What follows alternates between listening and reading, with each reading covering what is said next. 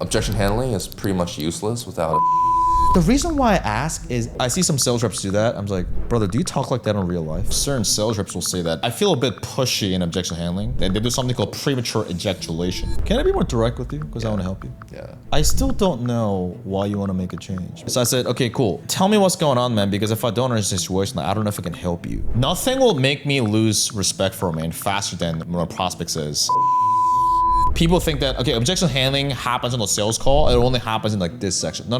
When objection pre-handling takes in place is the moment the lead has been generated. It's not just one thing that just makes or breaks the sale. It's like all these things adding up and leading up to it. If you were to say like you're making money, how much you want to be making? Well, sky's the limit. Sky's not the limit because we have a limitation called time. So how much do you want to be making per month? Give me 24 hours and then I'll get back to you. No. What do you mean no? No. Is it possible to prevent objections from happening in the first place? That way we don't have to deal with them at the end. Well, while it's impossible to pre-handle 100% of the objections, there are certain things we can say, there are certain things we can do before we get to the price, before we get to the objections to prevent most of them. And even if the objection happens, make our job a lot easier to actually overcome them. So in this podcast, we're gonna go over that. My name is Choi. I'm formerly a top producer on the most competitive sales teams in the industry, such as 7th Level and Sales Sniper. I've also trained multi-million-dollar sales teams and sales reps to be able to multiply their sales, retire their girlfriend, take their mother on a holiday, take their girlfriend out on a holiday, travel around the world. I also have Joon with me as my co-host. Joon was also formerly a multi-six figures a year commission-earning sales rep himself, trained big-name sales teams, and helped sales reps multiply their sales as well. So, Joon, why pre-handle objections? Why not just fucking handle them at the end? Well, I mean, like without pre-handling, I think it's kind of dumb to go into objection handling in the first place. Why do you say that? Without pre-handling. Like, if you don't have a good frame in the very beginning of the call, if you don't set up a certain cadence of the call, it's like as you say, right? Like you're just being a nice guy the whole entire time, like a platonic guy and a date the whole entire time, and then suddenly like you'll be like, hey, when I come to my place, the girl's gonna be like, what the fuck? I never thought you were this type of guy, you know? Or you're thinking about sex with me the whole entire time. This is what you wanted the whole entire time. It's like there's no congruency. Like if you like, there's no consistency in the call. Like if you want to gain the consistency and just like you want to slap people around in like objection handling, then you gotta make sure that you're slapping people around with a discovery as well and having a direct cadence as well. Yeah. So that's why I say objection handling is pretty much useless without objection prevention. So I hear this quite often where certain sales reps will say that, yeah, I feel a bit pushy in objection handling. Or they may say that, or they may not even realize it, and they do something called premature ejaculation. Not premature ejaculation, like, but you're blowing your load too soon. Premature ejaculation means that you're prematurely ejecting, aka hopping off the sales call too soon, because you either run out of things to say, but that's more of like a bullshit, it's like a convenient excuse. Well, the second reason is the most important, which is they feel a bit pushy or awkward in objection handling. Therefore, they try to book a follow-up call and they get ghosted or canceled. Or they'll just like, okay, like feel free to reach back out. They'll typically do that. And the reason why they do that is because they haven't been challenging the prospect or pre-handling objection throughout the discovery. And because of that, by the time we get to the objection handling, you never challenged anything from the prospect when the prospect was giving bullshit excuses or whatever. And so by the time you get to objection handling, yeah, of course you feel pushy. Same thing with consequence questions too, by the way, as a side note, is I have this often where like, oh, Brian, I feel weird asking consequence questions. It's not that consequence questions itself is weird, because it's a very important question to ask. Consequence questions, for those who don't know, we're basically asking them the consequence of their inaction, what's gonna happen, right? So if you're selling some sort of biz op, you may ask something like, okay, so what happens if you don't do anything about this? You keep being paycheck to paycheck and you don't become the provider for your family. What happens then? Sometimes people feel awkward or salesy asking that because, yeah, you haven't challenged the prospect the whole time. So if that's the first time you're gonna challenge them after 20 minutes, 30 minutes, of course you're gonna feel weird. So yeah, it's very important that we challenge them throughout the entire call. Yeah, I mean, it's all about intent at the end of the day, because like with the right intention, like for example, like me being completely naked in like the middle of the street is inappropriate, but me being completely naked in a shower, for example, is completely appropriate. Like it's the same thing as like, I don't know how I came up with that fucking like, genius example. Analogy. I don't know, my brain is fried. Analogy of the century. Yeah, but it's like, if your intention is like, I mean, if you've been like lukewarm the whole entire time in the discovery, and suddenly you try to objection handle with someone, And it's like the intent is like the prospect, how they perceive it. Most likely, it's gonna be like, oh, this guy wants a sale. This guy's just being like pushy. This guy wants my money. You know, that's how they're gonna perceive the intention. And when it comes to objection handling or objection prevention, intention, perceived intention is everything. If they perceive your intention is like, oh, this guy's being pushy, this guy wants the money, then you're cooked. Like, no matter what we're trying to say, like, it's not gonna work, you know, at the end of the day. No matter, like, I don't know, like, whatever, like, heavy's head, the words crown, where, like, hey, we gotta make different decisions based on, like, what perspective, what identity, or 2.0 version of us. Like, no matter what smart-ass word track you use, like, if they perceive your intentions like, oh, this guy wants my money, you're cooked. It's not gonna work out. It's not gonna work at all. To maintain the cadence, it has to be congruent from the very beginning to the very end, you know. And so, like, if the perceived intention is like, oh, this guy wants to help me, then you can say something like, no. Like, an objection handling, you can say no if he did the right thing. And that's what I teach my guys, actually. And, like, if someone comes to my call and be like, hey, Joon, like, I don't know what to say in objection handling. I say, hey, just say no. Like, no, don't think about it. No, you're not allowed to allowed to talk with your partner. Let's tell them to just say no, because honestly, like, it's not about the objection handling. Objection handling is not really that important in my opinion. And second of all, it's not really that difficult as people think it is, because the reason why people think objection prevention or objection handling is difficult is because it's not because the situation itself is difficult or the words are difficult. It's just that the situation itself requires you to push through in terms of, like, the conflict that you're about to go through. Like, you know you're gonna face some bumps. You know you're gonna create certain, like, friction within that conversation. If you're, like, always been avoidant with friction or conflicts, and you're not able to hold, if you're not really good with, like, emotional control as well, then you know you're gonna get hurt. So that's why you just, like, it's like kind of like maintain, like, a lukewarm frame the whole entire time, and then it just bleeds in your objection handling. You just, like, lose the fucking ceiling. You know? Yeah. Also, as a side note, nothing will make me lose respect for a man faster than when a prospect says, I gotta go speak to my wife. Why? Like, I know what to do with that object. I know how to handle it. You know what I'm saying? I know what to say. I know what to do. I know the word traction, reframes, analogy. But in my mind, like, deep down, I was like, God damn. It makes me lose faith in humanity. At the same time, it makes me a bit relieved the fact that, oh my God, there's fucking dudes out there saying, like, I gotta go speak to my wife so I can invest in myself and become a better provider for my family. I was like, holy shit. I was surprised that some of those were actually logistical. Okay, there are logistical cases, meaning that, okay, like, let's say the dude wants to do it, right? But he doesn't have the money. Maybe he's borrowing money from his wife, which is unfortunate, but you gotta do what you gotta do. Okay, cool. That's logistical. But I'm saying that it's a dude's money and they ain't gotta go talk to their fucking wife, right? It's like, it's a mentorship program, so that way they can actually learn how to make more money or, like, lose weight, whatever it may be. So that way they can become a better man, so their wife can respect them more. But they go like, I need to speak to my wife. I was like, bro, how much of a cuck are you? Most of the time they're, like, fucking Americans or Europeans, and they're white. Yeah, white people. And nothing, I mean, I'm pretty racist, but yeah, like, white people are, like, I don't know, like, white people with their white wives, you know, like, in terms of, like, just, like, this whole westernized whatever bullshit it is, and feminism, whatever it is, and they're just like, oh, like, my wife takes care of the finances. Oh, bro. Dude, like, you're the one that has the logistical brain, like, not the wife. Yep. Like, what the fuck are you doing, man? Asians do that too, to be fair, right? Yeah, Koreans are doing that. Koreans are the fucking worst. We're Koreans ourselves, but you know what I don't see is usually, like, black dudes, they tend to not give partner objections. Dude, they're the ones that, like, go out there, buy milk, and just, like, ditch their whole No, but I respect that though, right? It's like black dudes, like, they won't, because, dude, no matter how down bad I am, I cannot be as down bad as giving a salesman, I gotta go speak to my wife. Doesn't matter how down bad I am, I will never give that objection. I physically cannot say it on a sales call. Like, how can you spit those words out as a man? Real talk. Just American woman, though. Holy shit, you're getting fucking... Anyways, your dick's on a fucking leash by the fucking woman. Well, I mean, like, you know, I've had certain arguments around this as well with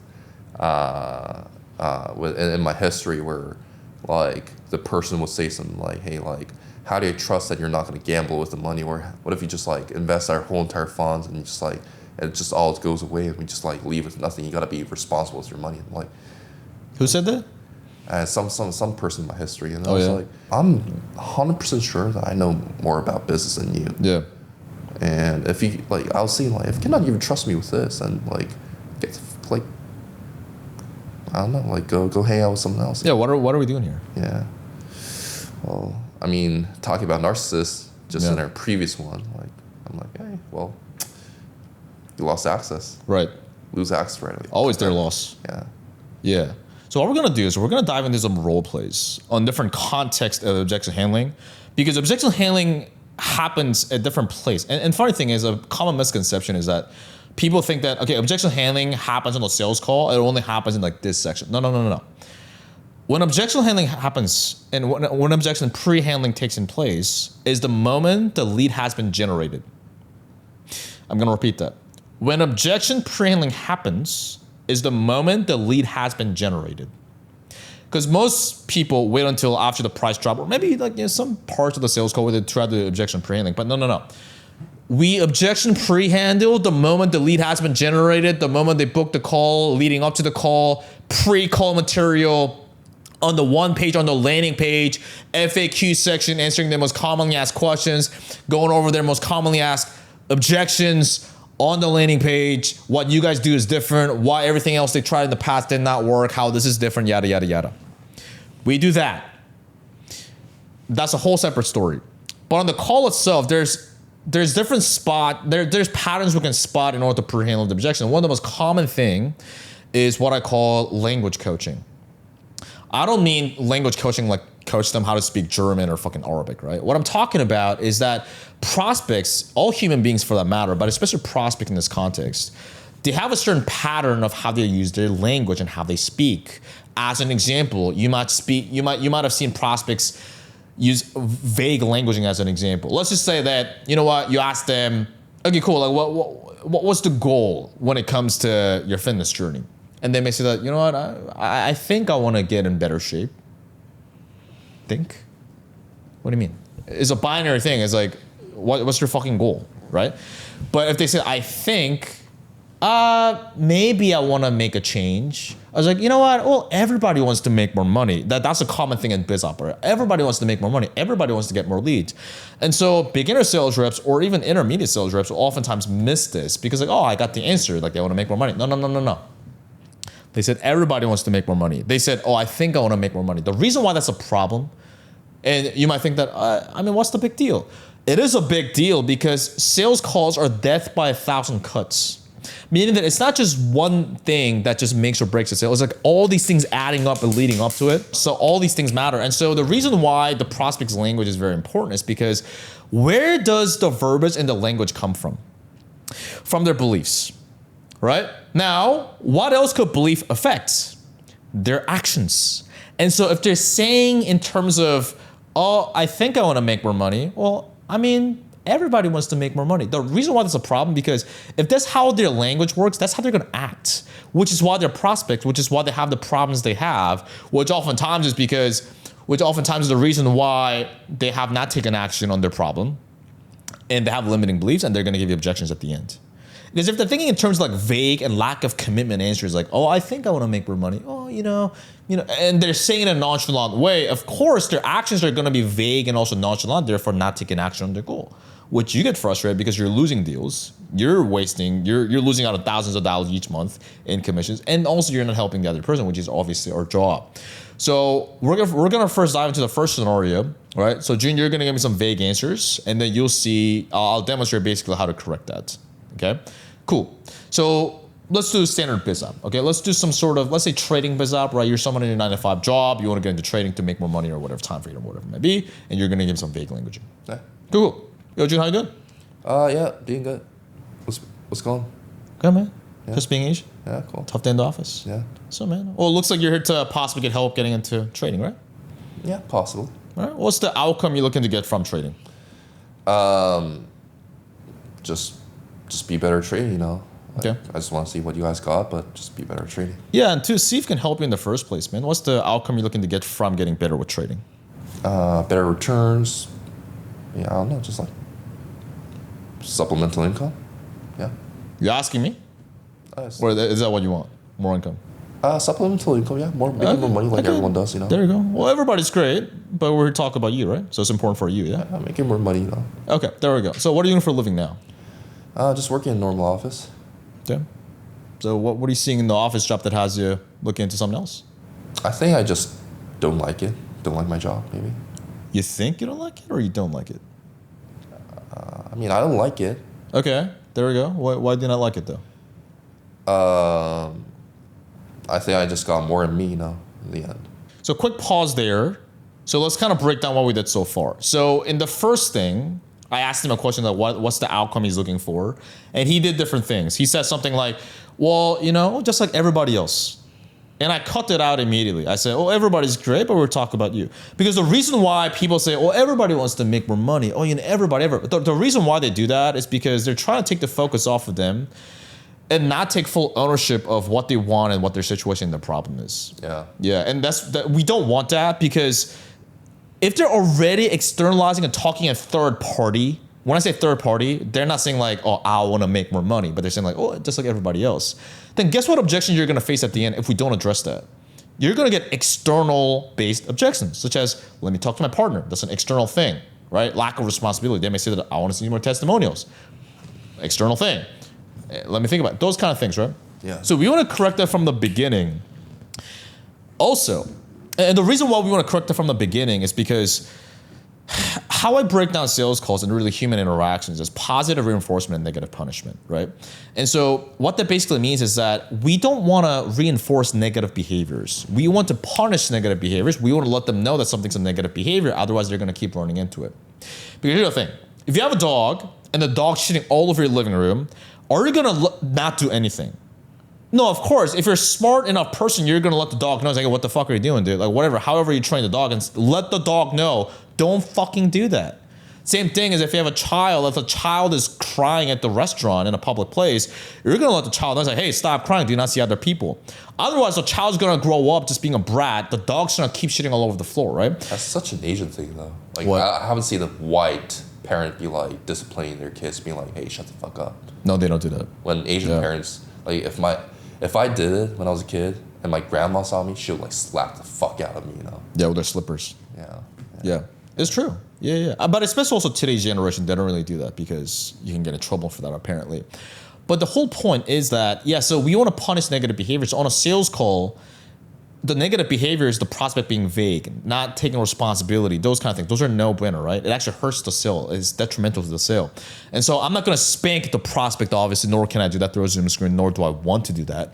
But what I'm going to do is basically let the prospect know that that is a negative behavior without being too confrontational, without being too combative, right? So I basically give them a hint, right? It's like, oh, everybody's great. What about for yourself? Right? I'm not like laughing to try to like, try to diffuse the awkwardness or whatever it may be. I'm just like, yeah, everybody's great, but what about for yourself? Yeah. So now the prospect's getting the hint. They're getting conditioned in a good way that, okay, cool, that is not a good behavior. And also, I did a positive reinforcement, which is when the prospect's like, oh yeah, I want to make more money. It's like, okay, there we go. That's a positive reinforcement. I'm showing more interest. I'm showing more acknowledgement. That's, hey, that's a good answer. So we may not literally say that's a good answer, but now we're, from the start of the call all the way to the end, like from the beginning, we're conditioning the prospect what's a good behavior and what's not, so that way they can take action on their goals, so they can actually change their life, right? So we did that. What else is something I did? You said something like, oh yeah, I think I want to make more money. I think I don't like my job. I said, you think you don't like your job or you don't like your job? It's a binary thing, right? Like, do you like it or not, right? And it's just, oh yeah, I don't like it. So again, I'm just getting rid of and eliminating all the negative behaviors. So by the time we get to the price, we've eliminated as much. It's pretty much like detox, right? When you drink those, kale juice or like ginger shots or whatever, maybe you're just detoxing all the toxins out of your body. We're detoxing the toxins out of the sales call where the prospect gives an objection, pretty much. Yeah. And like just cutting out that fake language pattern in the first place. I can play another prospect. And you could be the closer. You could play another vague scenario. Yep. I think a lot of people face, but no one really points out in this industry. All right. Sounds good. Let's do biz up again. Yeah. Joon, how you doing, man? Doing good. What about you? Yeah, good too. Being Asian, tough day in the office. Yeah, man, looks like you're to possibly get some help getting into trading, yeah? Yeah, well, you know how a lot of people are getting trading. Like, I think I want to get into trading as well. Let's talk about it, man. What's the outcome you're looking to get from trading? Well, as a man, you just gotta be better all the time. You just gotta get better at like your finances and just like overall like you gotta you just gotta be a better man. Me or you? Not me. Yeah, you gotta be a better. That's why you're here, right? Yeah. Yeah, for sure, man. So you say you want to be a better man. In what context? What's like the goal? What's the outcome you're looking to get from getting into trading so you can become a better man? I mean, everyone's just gotta make like every man. I believe that when they're born in this world, they just gotta make more money. Yeah, and I agree with you. Are we here to talk about other men, or talking about here your goal and who you want to become? Yeah, talking about me. Okay, cool. So what is it that you want, man? To see if I can help you. Making more money at the end of the day. Okay, cool. So you want to make more money. Yeah. Cool. What are you doing for a living now? Right now I'm working in an office in Walmart. All right. You like it? Not bad. Okay. I mean what are you seeing in your job like, that has you wanting to get into something else? I mean, it could be worse, but I just don't want to be like other people and within the same organization. What do you mean? I mean, they're just like working like day and night, 10 years, 20 years. I've stayed here for 2 years, and it's same old, and I just don't want to just waste my potential over here. For sure. I mean, if you're making $1 billion a minute, then I'm sure you wouldn't mind doing the same things, right? So what are you specifically seeing in your situation that has you feeling like, I could be doing better and I don't want to keep doing this? I mean, they just keep on doing the same thing, and I'm just like... No, not they. Are we talking about like other people, or we're talking about your goal, man? Yeah. Well, I mean, like, I just feel like I'm just like going through the same motion every single day. Like, there's no change. I mean... There's nothing going on in my life, and I'm just seeing like, is this how I'm just gonna live my life and just like go on my deathbed, like spend my rest like 20s, 30s, 40s like this, Okay, so I think I'm getting a better understanding of what you're trying to get. But you said that I don't wanna keep doing like this. I'm sure you're noticing specific things that's making you say that, right? So I want to help you. So be more specific. What are some examples where you're seeing in your current life or job that's being like, I don't want to keep doing this? Like dealing with customers. There's nothing really specific happening. It's just like same people, same town, just no variety. Nothing special going on in my life. And I always felt like maybe I can do more with my life, but I've just been staying in my Walmart job the whole entire time now for the last 2 years. Can I be more direct with you? Because I want to help you. Yeah. I still don't know why you want to make a change. Because again, if someone's making $1 billion a year, like they don't mind keep doing the same things. But when people typically hop on here, there's something they're not typically genuinely happy with, or not up to par with their job, their life circumstances. It could be the fact that they're not making enough money. It could be the fact that they don't have the freedom that they want. And so in your case, I still don't know, man. I mean, you're telling me these things, but you got to help me help you, because you understand your situation, but I don't. So what specific things? There's just a lack of freedom, lack of freedom. Okay. And there we go. Just staying in the same job, just coming back and forth.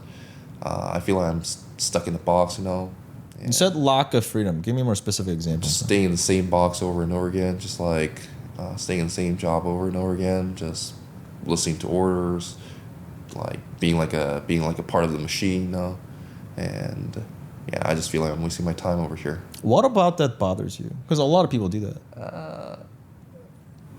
Yeah, but I'm not like other people. I always want to be more like the people that have achieved something in their life, No, I get that, but I mean that still doesn't answer it. Like, what about that actually bothers you? The fact that I just gotta listen to other people, gotta listen to my customers, gotta just take in complaints, and just not be able to like travel around the world, not being able to get a girlfriend, or like just live my life in general. That makes a lot more sense, man. How long has it been going on for? For the last 2 years. 2 years. Yeah, that's quite a bit. Yeah. So you want to change that, yeah? Yeah. Okay, cool. Pause. Yeah. Cool. So break that down. Vague as shit prospect, man. But it's okay. We got there. So if you notice, Joon was playing a vague as shit prospect. He was being vague, so like I was asking. So here's what is it, right? The vague prospect, if we let him slide, he's gonna keep being vague because we are positively reinforcing a negative behavior. Meaning that when we let a bad behavior slide, whether it be a prospect, whether it be a woman, whether it be a child, whether it be a dog, basically what we're telling them is that, oh yeah, that behavior, the bad behavior you're doing, keep repeating that. Yeah, that's basically what we're doing, right? And so, same thing, right? If a dog is shitting on the living room, like if we don't do anything, like dogs, like, oh, it's okay to keep shitting in the living room. Baby, in let's say in the public place, we don't do anything while the baby's fucking crying in the public place. The baby thinks that, oh, it's okay that I keep crying. This is how I get attention, right? So same thing on a sales call is with the prospect. They know they're being vague, right? 9 out of 10 times, like the prospect knows they're being vague because they think they can get away with it. And so when we let them get away with it, they're like, oh, it's okay if I keep being vague. So they're gonna basically bulldoze you. And at the end, they're gonna keep being vague and they're gonna hit you with a think about it. So no, we don't move on, right? We plant our feet into the ground and say, okay, so tell me that. And also what I did was I stated the reason why I'm asking the question and I framed it to the prospect benefit. That is a good way to get more compliance on a sales call. And when I say compliance, I know this sounds kind of bad, but essentially what it is the prospect following your lead essentially, right? And so what I did was, here's how to get like people to get more compliance on a sales call, right? So I said, okay, cool. Well, tell me what's going on, man, because if I don't understand the situation, I don't know if I can help you. So I stated the reason why, and I said, I want to be able to help you, man, if we can. And to their benefit, help you. Because what's the number one thing people give a fuck about? Themselves, of course, always. Like we all do. And so, again, reason why, frame it to their benefit. So I did that. So he started opening up a little bit more. So I give him a bit of positive reinforcement, right? So he starts to open up a little bit more. Yeah, I feel like I'm stuck in a box and not having the freedom. It's not quite what we're really looking for because it's not that specific, but at least we're getting somewhere. So okay, there we go. Tell me more about that. And I asked a clarifying question. And here's another thing too. I don't like to do clarifying questions like, gotcha, Joon. So when you say you don't have the freedom that you want, what do you mean by that? The reason why I ask is everybody... I see some sales reps do that. I'm like, brother, do you talk like that in real life with your friends? They're like, no. I hope not, because if someone talked to me like that in real life, I'm like, dude, what the fuck is wrong with you? Long story short, the psychology behind that is just like you just don't feel like you're good enough. That's it. Yourself's not good. You're trying to overcompensate. Yeah, you feel like you're not good enough. And you feel awkward. And then you just blame that, okay, maybe like my question is just not good enough. Instead of having faith in like what you said, and it's like, hey, what I said is what I said. Yeah, here's another thing too, is I think people do that because they don't want to mess up. It's almost like I've seen people do cold calls and they make the intro longer. It's like they try to talk faster, but that counterintuitively fucks up the thing. Same thing here is the longer you make your question, the more you justify yourself, the more you fuck it up. That's really the contradiction, is the more you don't want to fuck up, the more you're gonna fuck up. So I made my questions very conversational, and how I like to do my sales calls is simulate a real life conversation as closely as possible. And I do that. And the reason why is because the more the sales call feels less, the less the sales call feels like a real life conversation to the prospect, the more they're gonna have their guard up and the more they're gonna fade. The more it feels like a sales call. But the more it feels like a regular conversation, the more they're gonna trust you more, the more they're gonna like you, the more they're gonna open up. And so I just like to talk on a sales call how I would talk in real life. I wouldn't be like, I'm not gonna do all that shebang, right? I'm just gonna be like, okay, tell me more about that, man. Da-da-da. You know what I'm saying? And the demeanor is chill. I'm not like getting at them, but also like, help me understand because I don't know your situation. And so eventually we got there, and as more specific he got, the more positively reinforcement I gave him. So he said like, yeah, man, I'm not able to have a girlfriend. I can't travel. Da-da-da. Okay, that makes a lot more sense, man. Right? And so how much I positively reinforce is pretty much correlated to how much positive behavior the person does. If they're really open up, like, yeah, actually, man, the reason why I want to do this is because my parents passed away, and yeah, I really want to make something of myself. At that point, I'm gonna be like, hey man, so sorry to hear that. That makes a lot more sense. I respect you for that. I'm gonna be a bit more elaborate on the positive reinforcement based on that. Yeah. I mean, talking like actually like a real life scenario, and no wonder there are sales reps that say something like, in the end of the call, they'd be like, hey, if you don't buy, it doesn't affect me. I'm just gonna go have anyways. I legit seen someone say that.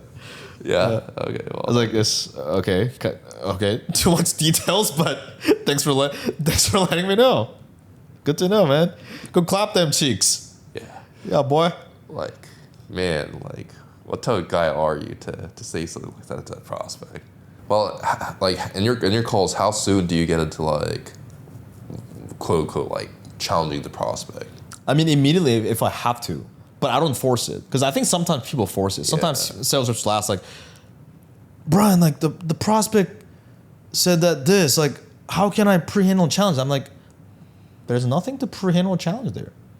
The prospect didn't say anything wrong. There's no red flags there. Fucking move on. So we don't have to create problems out of thin air. Like we don't have to do that. But if something is a red flag, something is a warning sign, then we gotta address it. If they say that they've had their problem for 8 months and they haven't taken any proactive actions about it, then yeah, we gotta go into that. We gotta dive into that and address it for sure. But if there's nothing red flag, then we just fucking move on. Yeah. So let's have you do it. Yeah. Yeah. Cool. So how's it going, man? Good, man. How are you? Yeah, doing good. You scheduled a time with me about potentially trading offer, potentially getting better at trading. Like, how can I help, man? Yeah, I mean, listen, I've seen your guys' ads everywhere. I just want to find out what you guys do. Okay, and with you finding about what we do, like, what are you looking to achieve with this personally, by the way? Just get more information about what you guys do. Information. Yeah. And what are you looking to do with that information? Like, what are you looking to achieve personally within your own life? My own life? Well, I mean, I want to be able to replace my job. Okay, what job are you working right now? I'm a nursing assistant. Nursing assistant? Yeah, I'm a RN. I'm a Nursing assistant? That's not an RN. I'm a RN. Oh, okay, well. Or I'm a registered nurse. Aye. I'm a Who RN. here is RN? Shit. I'm a RN How long have you been an RN? for quite a while. Yeah, quite a while. Quite a while? Yeah. How long is that? I don't know, 6 years, 7 years. 6 years? Oh, what's going on over there? Why do you want to replace it? I mean, listen, it's a good job. I just saw your guys' ad, and someone on your team called me up, and they should have given a call. So I'm here. Okay, devil's advocate. Why would someone want to replace their job that is good for them? I don't know. I mean, I'm Well, always looking for what else is out there. But what about you though? Why would you want to replace your job though? If it's good? It is good. I just want to make more money, man. Yeah. How much money are you making right now? 5-6 grand a month. Okay. If you were to say like you're making more money, how much you want to be making? Well, sky's the limit. Sky's not the limit because we have a limitation called time. So how much do you want to be making per month in the next let's say 12 months down the road? 12 months down the road, if I can make 15 grand a month, I wouldn't be complaining. Okay. Like, are you complaining right now? About 5K a month? I wouldn't say complain. I mean, it's a decent living, but I want to make more. Okay, devil's advocate, it's a decent living, Like, why would you not just continue just making 5K a month, though? Aside from that, you just want to make more money. I mean, who doesn't want to make more money, right? I mean, do you want to make more money? It's up to you, right? At the end of the day, it's like you want to make more money, right? So you want to make like 15K a month. Yep. Yeah, and you're making 5K a month. Yep. Why that extra 10K a month, though? Never thought about it, but I could probably travel more. Wait, how long have you been in your job again? 6 years, something like that. 6 years? Huh. How long have you been wanting to replace your job, though? Yeah, not that long. Not that long? Yeah. How long is it, though? 5 months. 5 months? 4 or How 5 come you months. say... Okay, hold on for a second. How come you say 5 months not that long? I mean, I don't think it's that long. Why do you say that's not that long, though? I don't know. 5 months it's not like 5 years, right? Okay. Well, also at the same time, you told me that you'd never really thought about it in terms of what you actually wanted or why you wanted. Why haven't you thought about it the last 5 months or even the last 6 years? I mean, in the beginning, I was just excited to get a job. I mean, especially in today's economy, even back then, it was hard to get a job. So yeah, I was straight out of school, getting a job. I was excited, learning the ropes and whatnot. But I think I've gotten to a point where maybe it's time for a change. Yeah? Well, that's not the question I asked you. You remember the question I asked you? No, what is it? Yeah, why haven't you thought about it, though?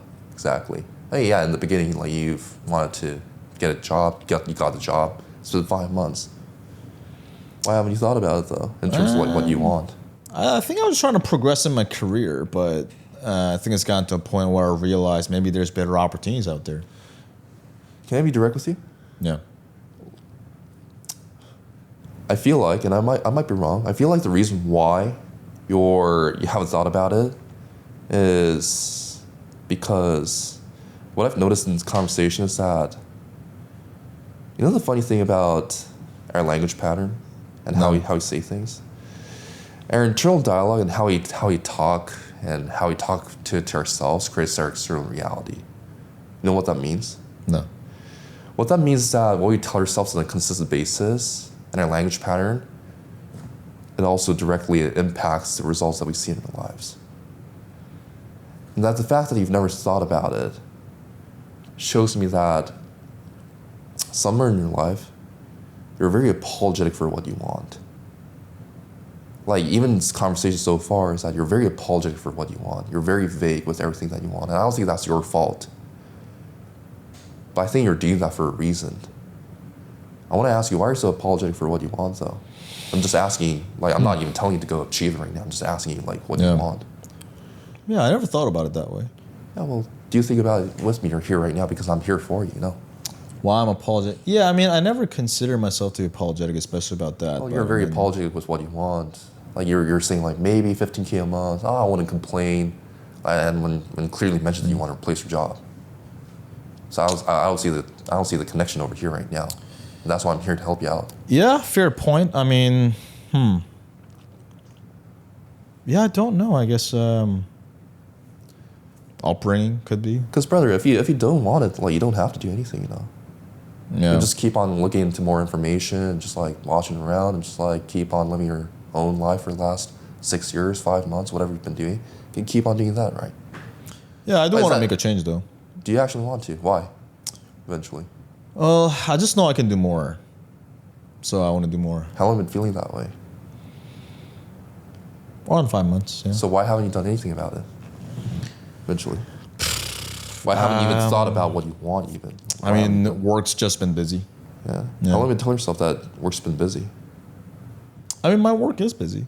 Yeah, but how long have you been telling yourself that, though? I guess the whole time. Yeah. So your work being busy is not 100% your fault, right? But your work being busy, and therefore you wanting to replace your job but not being able to replace your job, knowing that you can do so much more, who was the one going through all of that at the end of the day? I am. Yeah. So if you were to be brutally direct with yourself and brutally honest with yourself, aside from your busy schedule, what do you think really slowed you down within you? Well, I guess it's just excuses. Excuses? Yeah. Why do you say it's excuses? I mean, at the end, that's what it is, right? I mean, if I didn't have excuses, I would just do something. So You know what's funny? What did I tell you about internal dialogue? What do you tell yourself on a consistent basis? what? It creates your external reality. Right. So what reality are you living right now? My excuses. Yeah. What has it cost you the last 6 years then? I don't know if it costed me anything. I mean, Well, if I were to pause you there for a second, you do know. Because realistically, maybe you theoretically, or in your brain, you do not know, but you're the one going through all of that at the end of the day. Whose life is it at the end of the day? mine. Yeah, what were you seeing the last 6 years then? The last 5 months? Because you do know. What does it cost you? Not reaching my full potential. What is that though? That's so vague. That doesn't mean anything. Well, could be making more money. Could be having more freedom. What is your full potential then? Like, imagine like you never having that internal dialogue in the first place. Up to this point right now, 6 years, 5 months, where would you be by now? And don't give me some bullshit like I've never thought about it before, because we're thinking about it right now. Probably making more money. I mean, you never know with these things. No, but there's no probably probably. Like, what would you do? What would I Certainty, do? Yeah. Be more unapologetic for what you want and what you can become. Because it's your full potential, right? It's not mine. Right. Not being at my job.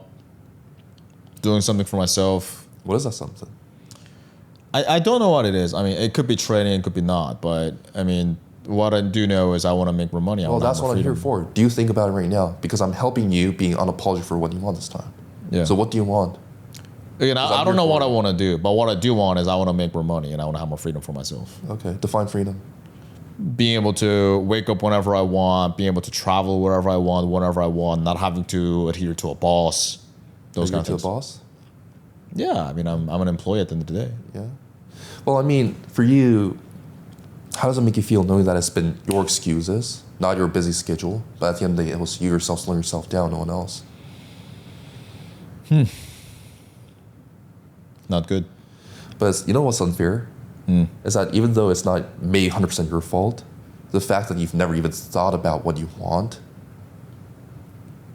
how is that fair for your results at the end of the day, the life that you're living right now? It's not. So like what happens if you keep on just like being an apology for what you want, just being vague about it, and just like keep on like looking for more information therefore? What happens if you keep on being that way then? Then I'll keep not reaching my full potential. I mean, you can settle with you can settle with that, if you want to. Like that's what you've been doing the last 6 years, just being respectful of you. Yeah, but I don't, which is why I'm here. Yeah. Well, why now specifically though? Because accountability is important. Yeah, I mean, there's a saying, right? The best time to plant a tree was yesterday, and the next best time is now. Yeah. But why now specifically for you though, personally? Well, I mean, the longer I wait, like we talked about, the longer it's gonna slow down my progress. Yeah.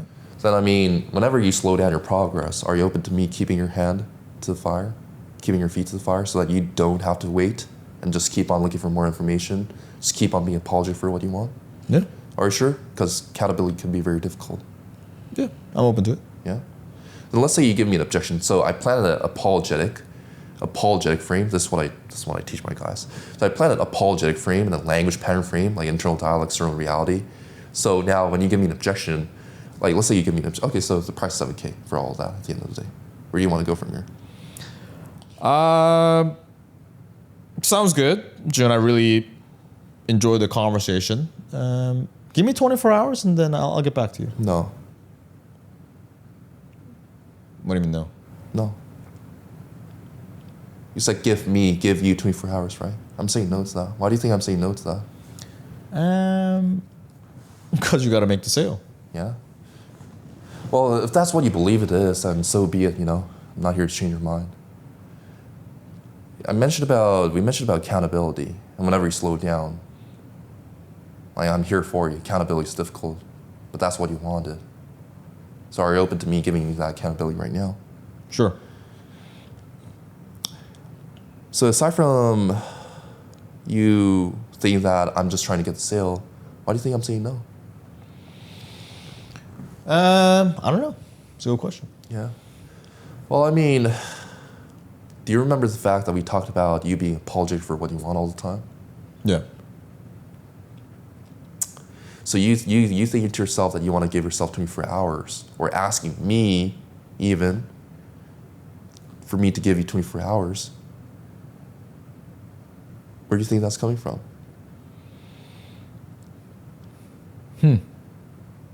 If you don't know, like you can tell me you don't know as well. I'm not sure. Yeah. I want to ask you is why are you so apologetic for what you want? All the time. Like even when you like say, hey, like even when you say like, hey, like, I want 24 hours, you said give me 24 hours. Or for example, like when you want something, like in terms of you being able to place your job and have the freedom that you want, everything that you do is so apologetic. No wonder, like it makes sense, no wonder you're telling me that you want to give me, you're asking me 24 hours. Because you're always apologetic for what you want. But therefore, what's the results that you're living right now? Still being at my job. Yeah. How do you get out of your job? I know I got to do something. Well, I mean, that's the problem, isn't it? Because define no. Define no. Define what when you said, I know I got to do something, define no. Yeah, I mean, I got to do something to, like a side hustle to make more money. I understand that. So in order for you to know, you got to live it. You got to get the results that you want. Until that, cannot say no. And how will you actually get the results that you want? How will you ever get the results that you want when you're always so apologetic for what you want? Not sure. When was the last time you're completely unapologetic and ruthless for what you wanted and you just went for it? Probably when I went to nursing school. No, probably. Say that again. When I went to nursing school. Okay, what happened? I became a nurse. Okay, what other exams do you have? I think that's the main thing. That's the main thing? Yeah. So what does that say about you? I don't know. What does that say about you in terms of like you being able to go to your nursing school unapologetically that you wanted? What does that say about you? Then if I set a mind to it, I can do it. Then do it right now. Okay, Here's my credit card. Let's say you give me a little more resistance over here, and be like, then what I will say is like, hey June, I get it. Or let's say you say, hey June, I get it. That would be like let's just say like, hey, I get it. Yeah, I get it, but yeah, just give me 24 hours. You don't get it first of all. Because if you knew it, then you would be living it, but you're not living the life that you're supposed to live right now. So how can you say no? You do not know at the moment right now. I'm not saying this to disregard what you're trying to do. I'm saying this because I care about your results. But I cannot care about your results more than you. So I mean, let's say I say, hey, you know what? You're absolutely incapable of being unapologetic for what you want. You're absolutely incapable of getting the results that you want. How do you feel about that? Not good. Not good. Why would that not be? Why would that be not good though? Because it's not helping me. Okay. How do you see that not helping you? I'm still on my job. So what am I supposed to say? What am I supposed to just? I'm supposed to accept your bullshit of you just like, hey, just give me 24 hours. That you want a coach like that just gives you 24 hours whenever you want to do something? No. Then take your own fucking advice then. What am I supposed to do? So you do it or not? Like that's a whole frame that I'll go, you know? So it's an apologetic frame. It's like the whole entire dialogue is like how is it fair for your results or the life that you can live when that's the attitude or that's a belief that you have within yourself. So it's an apologetic frame that you put in. Fire. I won't glaze you. That's another Gen Z terminology I learned the other day. I won't glaze you because your ego's already too high. We're wrapping it up here. If you thought that was good, okay. If you want to get to 10K, 20K, 30K a month in commissions, in high ticket sales. Get a beautiful, non-promiscuous Arabic girlfriend. Of course, wifey material. But also become a better person for yourself and the people you care about. I'm not guaranteeing anything like that. If you want a safe cushy guarantee, Burger King's hiring, flip some burgers, put the fries in the back, right? But if you're the type of guy who takes full responsibility for himself, you take instruction well, you're well spoken, then you can go to the first link in the description box below. You'll be able to see a demo of program real sales system. And then if you're eligible, schedule a consultation call. See you there.